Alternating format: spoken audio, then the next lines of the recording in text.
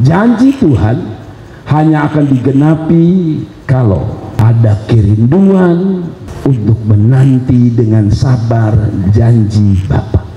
Saudara-saudara, janji, yang namanya janji itu bisa hari ini dia kasih, betul ya?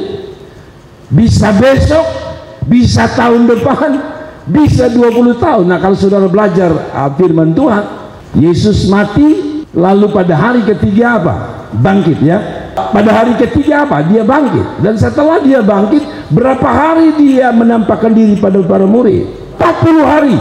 Ayo jawab semua. 40 hari Yesus menampakkan diri setelah dia bangkit. Dari 40 hari saya sudah bilang di sini ke hari Pentakosta berapa hari? Pintar, 10 hari. Jadi Pentakosta artinya penta yang artinya 5. Berarti Pentakosta itu hari ke 50. Jadi saudara-saudara, ada berapa hari mereka menanti? Tidak. Dari setelah mereka dapat janji Tuhan, jangan tinggalkan Yerusalem. Berapa hari? Kalau ikut tanggal berarti 10 hari. Nah, saya kasih tahu saudara, penantian kita ini beda-beda. Penantian kita apa?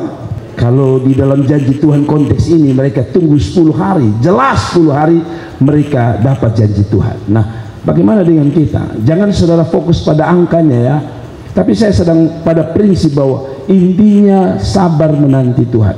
Hari ini kita tahu bahwa hari ke-50 Tuhan curahkan Roh Kudus.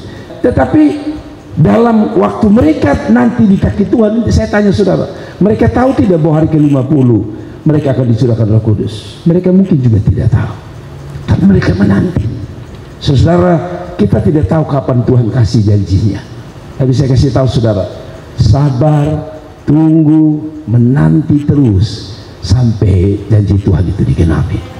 Jadi orang-orang muda, orang tua, saya kasih tahu saudara, tunggu janji Tuhan itu tidak gampang ya.